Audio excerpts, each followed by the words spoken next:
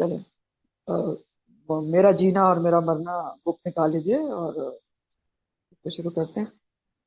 قل ان صلاتي ونسكي ومحياي ومماتي لله رب العالمين لا شريك له وبذلك امرت وانا اول المسلمين.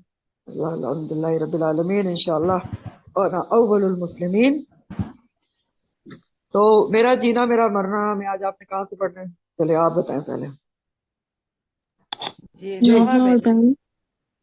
نوحہ بہن کیونکہ نوحہ اس سے بہن. پچھلا جی بالکل اس سے میرے پاس پیج 87 ہے. اگر کسی اور کی کوئی اور بک ہے تو پیج بتا دیں. 91 پیج. 91. چلیں یا 87 ہے یا 91 ہے کیونکہ بک کے ایڈیشنز مختلف ہیں. اس سے پچھلا ٹاپک تھا صبر کا. ٹھیک ہے، یعنی مختلف موقعوں پہ صبر اور خاص طور پر کسی عزیز کے جانے کے اوپر صبر کے بارے میں بات کی گئی تھی پچھلے ٹاپک میں. تو اس سے اب جو برعکس بات ہے جس کی ممانعت ہے اس کا ذکر کیا جا رہا ہے. نوحہ و بین. نوحہ کیا ہوتا ہے؟ میت پر اس کے عزیز و اقارب کا زور زور سے رونا، چیخنا، چلانا، مردے کا نام لے کر مختلف کلمات ادا کرنا، نیز بال نوچ کر، گالوں پر تماچے مار کر اور گریبان پھاڑ کر یا بعض دفعہ سینے پہ بھی ہاتھ مارنا ہے، بے صبری اور دیوانگی کا مظاہرہ کرنا، یہ سب نوحہ و بین یا ماتم کرنا کہلاتا ہے. ہمارے دیہاتی علاقوں میں ابھی بھی نوحہ و بین کو باقاعدہ رسم کی طرح ادا کیا جاتا ہے، اور یہ بالکل فیکٹ ہے. یہ میں نے خود بھی دیکھا ہے اور بہت دفعہ دیکھا ہے. نوحہ خوانی کے لیے دو دو عورتیں ٹولیوں کی صورت میں آمنے سامنے بیٹھ جاتی ہیں، اور اگر ٹولیوں کی صورت میں نہیں بھی بیٹھتی تو یہ میں نے دیکھا ہے کہ جو ملنے کے لیے آتی ہیں وہ پھر جو بیچاری پہلے غم میں اس کے سامنے بیٹھ کے اونچا اونچا ہے وہ اے کردہ سیدھے ہو، اس میں اس کے اندر یہ خوبی تھی.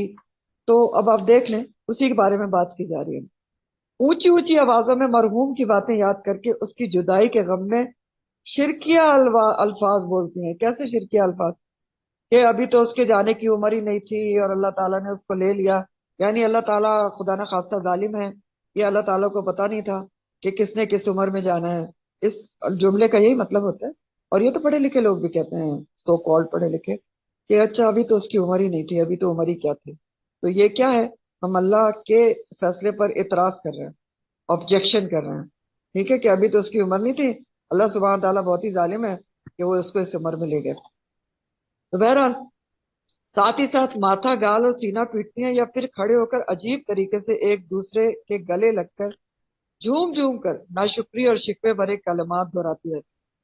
بعض اوقات یہ کلمات عجیب راگ کسی صورت اختیار کر لیتے ہیں. یہی صورت پھر کسی کا مائک ہوتا نا.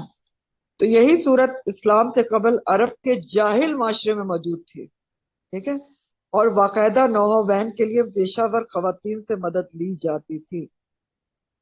تو یہ تو ہوتا ہے نوحہ بین. اب نوحہ بین کی دین میں کیا گنجائش ہے؟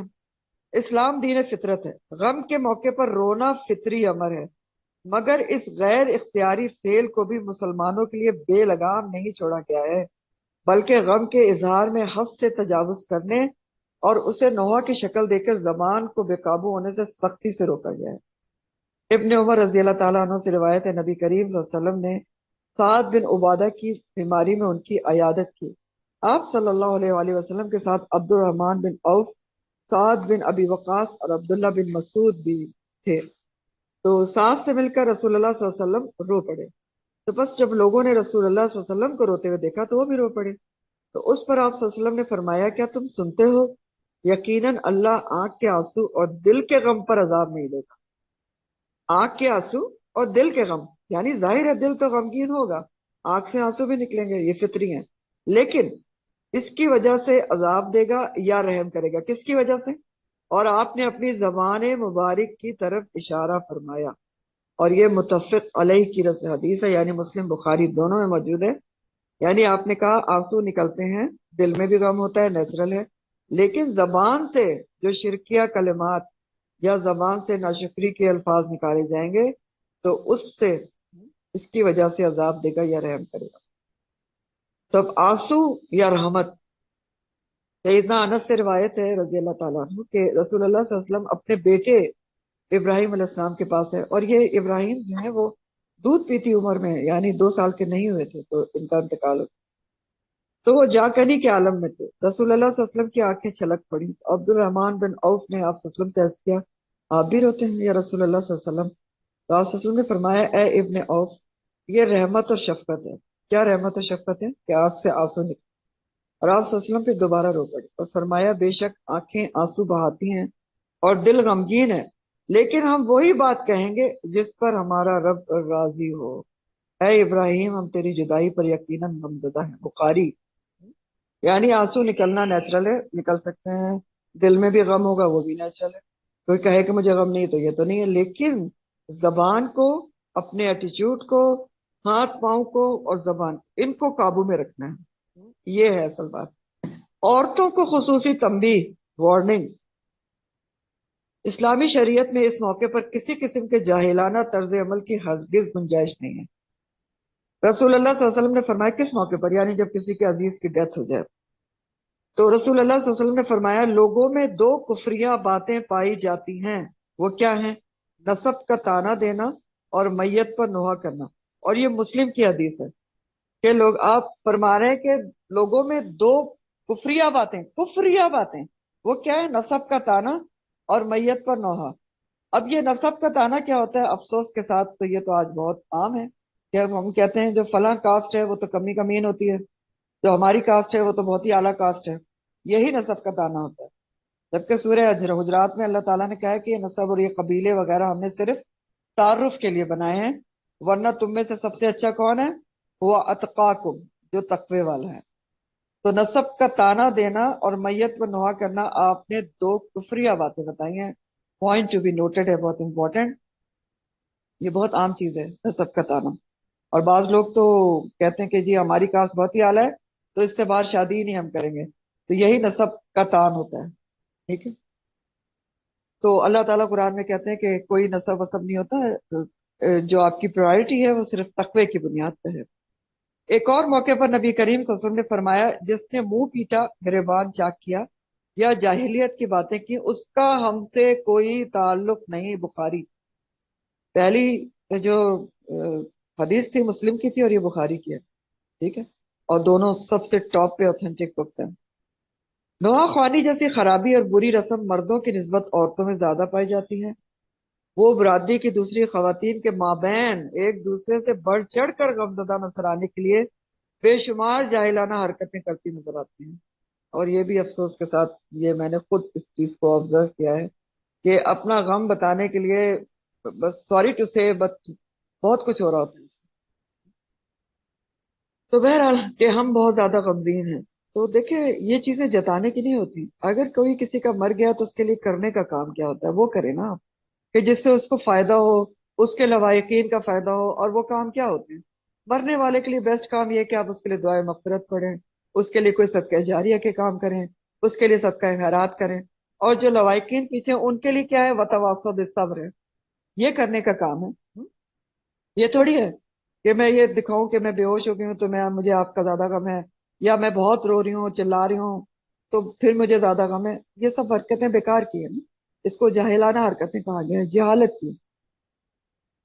تو بہرحال اسی لیے رسول اللہ صلی اللہ علیہ وسلم نے خصوصاً عورتوں ہی کو مخاطب کر کے یہ وعید سنائی ہے کہ بین کرنے والی عورت اگر مرنے سے پہلے توبہ نہیں کرے گی، بہت غور سے سننے کی بات ہے اور بتانے کی بات ہے آگے، بین کرنے والی عورت اگر مرنے سے پہلے توبہ نہیں کرے گی تو اسے قیامت کے روز کھڑا کر کے گندک کا پیجامہ اور کھجلی کا کرتا پہنایا جائے گا۔ گندک کیا ہوتی ہے؟ سلفر، جو آگ کو بہت جلدی پکڑتی ہے۔ گندک کو کیوں مینشن کیا گیا ہے؟ کہ ذرا سی آپ اس کو آگ دکھائیں نا، جو ماچس ہوتی ہے اس کے آگے گندک ہی لگی ہوتی ہے تو فوراً وہ آگ پکڑ لیتی ہے، تو خدا نہ کرے گندک کا اگر پاجامہ پہنو تو فوراً اس کے اوپر آگ پکڑی جاتی ہے، اتنی سخت وعید ہے۔ سیدنا عائشہ رضی اللہ تعالیٰ عنہ سے روایت ہے کہ جب رسول اللہ صلی اللہ علیہ وسلم کے پاس زید بن حارثہ، جعفر رضی اللہ تعالیٰ عنہ اور ابن رواحہ رضی اللہ تعالیٰ عنہ کے شہید ہونے کی خبر آئی تو آپ صلی اللہ علیہ وسلم غمگین ہو کر بیٹھ گئے۔ اب دیکھیں اس میں سے ایک آپ کے وہ تھے زید بن حارثہ، جو آپ کے آزاد کردہ غلام تھے، پہلے آپ نے ان کو منہ بولا بیٹا بھی بنایا، جعفر آپ کے فرسٹ کزن ہیں، اور ابن رواحہ بھی بہت ہی قریبی صحابی ہیں، ان کے شہید ہونے کی خبر آئی ہے تو آپ صلی اللہ علیہ وسلم غمگین ہو کر بیٹھ گئے۔ تو حضرت عائشہ کہتی میں دروازے کی دراڑ سے دیکھ رہی تھی کہ ایک شخص آپ صلی اللہ علیہ وسلم کے پاس آیا جس نے جعفر رضی اللہ تعالیٰ عنہ کے گھر کی عورتوں کے رونے کا ذکر کیا، تو آپ صلی اللہ علیہ وسلم نے حکم دیا کہ انہیں گریہ و زاری سے منع کرو۔ چنانچہ وہ شخص گیا، اس نے واپس آ کے عرض کیا کہ وہ نہیں مانتے، تو آپ صلی اللہ علیہ وسلم نے دوبارہ فرمایا کہ انہیں منع کرو۔ چنانچہ وہ پھر آئے اور بتایا کہ وہ نہیں مانتے، تو آپ صلی اللہ علیہ وسلم نے پھر یہی فرمایا تیسری دفعہ انہیں منع کرو۔ تب وہ تیسری مرتبہ واپس آ کر کہنے لگا یا رسول اللہ قسم اللہ کی، وہ تو ہم پر غالب آ گئی اور نہیں مانتی۔ سیدنا عائشہ کہتی ہیں کہ آخرکار رسول اللہ صلی اللہ علیہ وسلم نے فرمایا جاؤ اور ان کے منہ میں خاک جھونک دو۔ بخاری۔ یعنی اتنی بری بات ہے کہ ان کی منہ مٹیوں سے بھر کے بند کر دو۔ ٹھیک۔ سیدنا ام سلمہ رضی اللہ تعالیٰ عنہ بیان کرتی ہے کہ جب ابو سلمہ یعنی ان کے جو پہلے شوہر تھے، پہلے نکاح جو ہے ام سلمہ جو ازواج مطہرات میں تھے، ان کے پہلے شوہر ام سلمہ تھے، تو جب پہلے ان کے انتقال کے بعد پھر نبی کریم صلی اللہ علیہ وسلم کی خدمت میں آئی تھی، تو جب ان کے پہلے شوہر کا انتقال ہوا ابو سلمہ کا، تو وہ کہتی ہیں کہ میں نے کہا کہ ایک مسافری میں فوت ہو گیا، اپنے شوہر کے لیے کہنے لگی، پہلے شوہر کے لیے، تو میں اس پر ایسا رہوں گی کہ لوگ اس کی داستان بیان کریں گے، یعنی اتنا زبردست رہوں گی کہ داستانیں بیان کریں گے۔ تو میں رونے کے لیے تیار ہو چکی تھی کہ ناگہاں ایک عورت آ گئی، وہ میرے ساتھ مل کر رونا چاہتی تھی کہ نبی کریم صلی اللہ علیہ وسلم سامنے سے تشریف لائے، تعزیت کے لیے آ رہے۔ فرمایا کیا تم چاہتی ہو کہ اس گھر میں شیطان کو داخل کرو جس گھر سے اللہ تعالیٰ نے اس کو نکالا ہے؟ اور یوں دو مرتبہ انہوں نے کہا، تو کہتی کہ پھر میں رونے سے روکی گئی تو پھر میں نہیں روئی۔ اب دیکھیں یہ بھی متفق علیہ کی ہے، یعنی مسلم بخاری کی ہے۔ تو اب آپ دیکھیں اس میں کیا کہا گیا ہے کہ آپ نے یہ بتایا کہ اگر بیان کیا جائے گا یا بہت زیادہ باویلا رونا دھونا کیا جائے گا تو پھر شیطان داخل ہو جائے گا گھر۔ یہی کہا نا آپ نے، کیا تم چاہتے ہو کہ اس گھر میں شیطان کو داخل کرے؟ تو یہ بھی پتہ چل رہا ہے کہ جس گھر میں نوحہ ہو وہاں شیطان داخل ہوتا ہے۔ ایک صحابیہ جنہوں نے نبی کریم صلی اللہ علیہ وسلم سے بیعت کی تھی روایت کرتی ہیں کہ ہم نے آپ صلی اللہ علیہ وسلم سے جن کاموں کا عہد لیا تھا یعنی بیعت کی تھی، اس میں یہ بھی شامل تھا کہ ہم آپ صلی اللہ علیہ وسلم کی نافرمانی نہیں کریں گی، چہرہ نہیں نوچیں گی، واویلا نہیں مچائیں گی، گریبان چاک نہیں کریں گی، اور نہ ہی بالوں کو پراگندہ کریں گی۔ سنن ابی داؤد۔ آپ کو معلوم ہے کہ نبی کریم صلی اللہ علیہ وسلم نے جو بھی مسلمان عورت ہوتی تھی اس سے بھی بیعت لیتے تھے، اور یہاں پر وہ صحابیہ یہ بتا رہی ہیں اس حدیث میں کہ اس باتوں پر بھی بیعت لی گئی تھی کہ یہ سب کچھ نہیں کیا جائے گا۔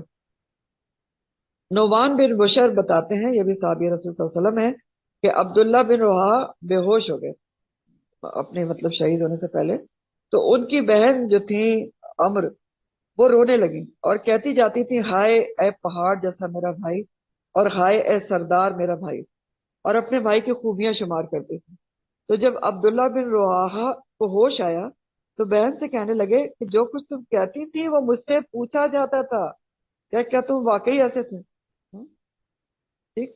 اب اس میں کیا بتایا جا رہا ہے کہ وہ موت کی بے ہوشیوں میں تھے، ٹھیک، اور ان کی بہن اس طرح سے ان کو پتا چل گیا کہ عالم نزا ہے، تو وہ اس طرح سے بیان ہی کر رہی تھی ایک طرح سے۔ تو ان کو جب تھوڑا بہت ہوش آیا تو انہوں نے کہا کہ یہ جو تم کہہ رہی تھی وہ مجھ سے وہاں ابھی سے پوچھ گاچھ شروع ہو گئی، کیا تم واقعی ایسے تھے؟ ایک دوسری روایت میں اتنا اضافہ ہے کہ جب ان کی غزوہ موطا میں وفات ہوئی یا جو رواحہ ہے کہ تو پھر ان کی بہن نہیں روئی، جب انہوں نے بے ہوشی میں یہ بتا دیا تھا جب وہ بیمار ہوئے تھے، تو یعنی یہ ایک اور موقع تھا کہ جب وہ بے ہوش ہو رہے تھے اور بہت زیادہ ایسا لگ رہا تھا کہ ان کے اوپر موت طاری ہو جائے گی، لیکن اس وقت ان کی موت نہیں آئی تھی۔ مرے کب شہید کب ہوئے تھے؟ غزوہ موطا میں۔ تو جب انہوں نے اس وقت یہ بتا دیا تھا اپنی بہن کو کہ تم اگر یہ سب کچھ کہہ رہی تھی تو مجھ سے پوچھا جا رہا تھا، تو جب ان کی پھر شہادت ہوئی تو ان کی بہن نہیں روئی۔ بخاری۔ میت کو نوحے کی وجہ سے عذاب۔ پچھلے صفحات پر نبی کریم صلی اللہ علیہ وسلم کی حدیث سے معلوم ہوا کہ میت پر بے اختیار رونے اور رونے کو بے صبری سے یا رواج کے طور پر نوحہ کی شکل دینے میں نمایاں فرق ہے۔ رونے میں اور نوحہ کرنے میں نمایاں فرق ہے۔ البتہ نوحہ اور بین کی وجہ سے میت کو عذاب دینے کے حوالے سے رسول کریم صلی اللہ علیہ وسلم کی جو حدیث ملتی ہے وہ یہ ہے۔ سیدہ مغیرہ سے روایت ہے، انہوں نے کہا میں نے نبی کریم صلی اللہ علیہ وسلم کو یہ فرماتے سنا کہ مجھ پر جھوٹ باندھنا کسی اور پر جھوٹ باندھنے کی طرح نہیں ہے، بلکہ جو شخص مجھ پر دانستہ جھوٹ باندھتا ہے اسے اپنا ٹھکانہ جہنم میں تلاش کرنا چاہیے۔ یہ حدیث بہت مشہور ہے اور بہت اچھی حدیث ہے کہ جو جھوٹی حدیث بتاتا ہے وداؤٹ اتھینٹیکیشن، اس کے لیے یہ حدیث بہت غور طلب ہے۔ اور مزید وہ کہتے ہیں سیدنا مغیرہ کہ میں نے نبی کریم صلی اللہ علیہ وسلم سے یہ بھی سنا کہ جس شخص پر نوحہ کیا جاتا ہے اس نوحے کی وجہ سے اسے عذاب دیا جاتا ہے، بخاری۔ سیدنا عمر رضی اللہ تعالیٰ عنہ سے مروی ہے، عمر فاروق رضی اللہ تعالیٰ عنہ، انہوں نے کہا رسول اللہ صلی اللہ علیہ وسلم نے فرمایا میت پر اس کے گھر والوں کے رونے کی وجہ سے عذاب دیا جاتا ہے، بخاری۔ اچھا، اب اس میں سے یہ ذرا غور سے سننے کی باتیں ہیں۔ سیدنا عمر نے کہا کہ میت پر اس کے گھر والوں کے رونے کی وجہ سے عذاب دیا جاتا ہے۔ سیدنا عمر کی وفات کے بعد یہ خبر جو ہے سیدہ عائشہ کو پہنچی کہ حضرت عمر نے ایسا کہا کہ رسول اللہ صلی اللہ علیہ وسلم نے فرمایا کہ میت پر ان کے گھر والوں کے رونے کی وجہ سے عذاب دیا جاتا ہے۔ تو حضرت عائشہ نے فرمایا عمر رضی اللہ تعالیٰ عنہ پر اللہ رحم کرے، واللہ رسول اللہ صلی اللہ علیہ وسلم نے یہ نہیں فرمایا کہ مومن کو اس کے اعضاء یعنی اقربا کے رونے کی وجہ سے اللہ عذاب میں مبتلا کرے گا، بلکہ رسول اللہ صلی اللہ علیہ وسلم نے یہ فرمایا کہ اللہ تعالیٰ کافر پر اس کے اہل کے رونے کے باعث عذاب زیادہ کرتا ہے۔ اور تم سب کے لیے قرآن کی یہ آیت کافی ہے کہ وَلَا تَزِرُ وَازِرَةٌ وِزْرَ أُخْرَى، کوئی شخص کسی دوسرے کا بوجھ نہیں اٹھائے گا۔ تو اب دیکھیں اس کو بھی ایکسپلین کرتے ہیں آپ کو۔ میت کو عذاب ہونے کا سبب اس کی وہ غفلت اور جہالت ہو سکتی ہے جس کی وجہ سے اس نے نہ صرف خود زندگی میں ایسا کر کے بری مثال چھوڑی، یعنی جو مر گیا ہے وہ پہلے بھی ایسے کرتا رہا کہ وہ خود بھی میت کے اوپر بیان کرتا رہا، واویلا کرتا رہا یا کرتی رہی، بلکہ اپنے اہل خانہ کو بھی میت پر نوحہ و بین یا ایسے موقع پر جزا و سزا کرنے سے نہیں روکا۔ تو پھر ظاہر ہے کہ اس کے اوپر اللہ بہتر جانتے ہیں، لیکن کچھ نہ کچھ اس کی وجہ سے سختی آ سکتی ہے۔ لیکن اگر وہ خود ایسا نہیں کرتا رہا اور دوسروں کو بھی نہ صرف اس نے باز رکھا بلکہ ایسا نہ کرنے کی وصیت بھی کر گیا، ٹھیک ہے، اور وصیت میں آپ کو میں نے یہ بات بتائی تھی کہ وصیت میں یہ بھی لکھنا چاہیے کہ میری مرنے کے بعد قطعاً اس طرح کی کوئی چیز نہ کی جائے، تو پھر انشاءاللہ گرفت نہیں ہے اور وہ وہاں وہ عذاب اور وبال سے بھی بری ہے، اللہ اعلم۔ بہرحال نوحہ و بین اور رونے پر میت کو عذاب ہونے سے متعلقہ احادیث میں سیدنا عمر کے اور سیدنا عائشہ کے اس حدیث پر اختلاف ہے نا تھوڑا سا، کہ حضرت عمر نے کہا کہ ایک میت پر اس کے گھر والوں کے رونے کی وجہ سے عذاب ہے، حضرت عائشہ نے کہا کہ نہیں، نبی کریم صلی اللہ علیہ وسلم نے یہ کہا کہ کافر پر اس کے اہل خانے کے رونے کی وجہ سے عذاب ہے، تو اس کی بات یہاں پر ہو رہی ہے۔ تو اس کے باوجود یہ پڑھ کر جو ہم نے سارا اور دوسری پیچھے حدیث پڑھی ہیں نوحہ اور بین کے بارے میں، تو ہمیں عمل کرنے کے حوالے سے یہ بات سمجھ میں آتی ہے کہ احتیاط اور تقوی کا تقاضا یہی ہے کہ نوحہ اور بین اور چیخ چلا کر رونے سے بچا جائے، کیونکہ نبی کریم صلی اللہ علیہ وسلم نے اس پر بارہا ناپسندیدگی اور ناراضگی کا اظہار فرمایا۔ اب پیچھے سے آپ کاؤنٹ کر لیں، سیدنا جعفر کے گھر کے خواتین کو آپ نے کیا کہا، 3 دفعہ بیچنے کے بعد کہا کہ منہ میں اس کے راکھ ڈال دو۔ پھر ایک اور حدیث آتی ہے کہ ایک عورت پیچھے آپ نے پڑھا تھا قبر کے پاس رو رہی تھی تو آپ نے کہا کہ صبر کرو۔ سیدنا جابر بن عبداللہ کے بارے میں بھی آتا ہے کہ شہید والد کے جسم پر ایک عورت کو چلا کر رونے سے آپ نے منع کیا۔ ایک اور حدیث مبارکہ میں بھی گالوں پر تھپڑ مارنے، گریبان اور پھاڑنے اور جاہلیت کو کفر کی باتیں بتایا گیا ہے۔ پیچھے آپ نے بھی پڑھا نا کہ 2 کفریہ باتیں جو ہیں وہ کفر کی ہیں۔ پھر ابھی آپ نے پڑھا کہ عورتوں سے بیعت لینے کے بیعت جب لی جاتی تھی تو اس وقت بھی بیعت میں تھا کہ وہ نوحہ نہیں کریں گے۔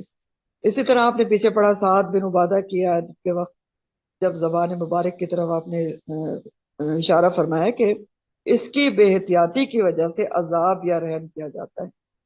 تو یہ سب جو وارننگز ہیں نوحہ بین کی مذمت اور اس سے بچنے کے لیے کافی ہونی چاہیے۔ نبی کریم صلی اللہ علیہ وسلم کے دنیا سے تشریف لے جانے کے بعد بھی تعلیم اور عمل کی غرض سے سمجھایا گیا کہ خود بھی ایسا نہ کریں اور اہل خانہ کو بھی اس سے بچنے کی تلقین کریں۔ آخر میں کچھ احادیث ہیں، تم میں سے یہ وہی حدیث ہے جو آپ نے ابھی پچھلی تفسیر میں پڑھی ہے کہ تم میں سے ہر شخص حاکم ہے، کلکم رائن، اور اپنی رعایا کے بارے میں جواب دہ ہے۔ مرد اپنے گھر والوں پر حاکم ہے، عورت اپنے خاوند کے گھر اور اس کی اولاد پر حاکم ہے، بس ہر شخص حاکم ہے اور اپنی اپنی رعیت کے بارے میں پوچھا جانے والا ہے۔ کلکم مسئول، بخاری۔ اگلی حدیث ہے کسی بندے کا ایمان درست نہیں ہو سکتا جب تک اس کا دل درست نہ ہو، اور اس کا دل درست نہیں ہو سکتا جب تک کہ اس کی زبان ٹھیک نہ ہو۔ کیوں ایسا کیوں کہا گیا ہے؟ کیونکہ دیکھیں جو دل میں ہوتا ہے وہی زبان پہ آتا ہے. ایسے ہی ہوتا ہے نا، اگر دل میں جو کچھ ہوگا وہی زبان پہ آ گیا. اگر دل میں آپ کی اچھی بات ہے تو آپ کی زبان اچھا بولے گی. اگلی حدیث ہے کہ جب کوئی اللہ تعالیٰ اور قیامت پر یقین رکھتا ہے تو اسے چاہیے کہ مہمان کا اکرام کرے، اور جو کوئی اللہ اور قیامت پر یقین رکھتا ہے وہ اچھی بات کہے یا خاموش رہے. اصل میں یہ ریلیونٹ بات ہے، اس میں ٹاپکس ہے کہ اگر اچھی بات نہیں کر سکتا اور اللہ اور روز قیامت پر یقین ہے تو پھر خاموش رہے.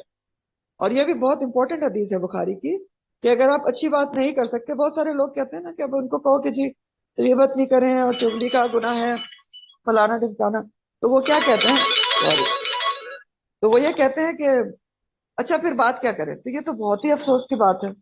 یہ اکثر خواتین کہتی ہیں، مرد بھی کہتے ہیں کہ اچھا یہ بھی غیبت ہے اور یہ بھی وہ ہے تو یہ فلانا ہے، تو پھر کیا ہم بات ہی نہ کریں، ایسا کہا جاتا ہے. تو دیکھیں تو بہت ہی دکھ کی بات ہے.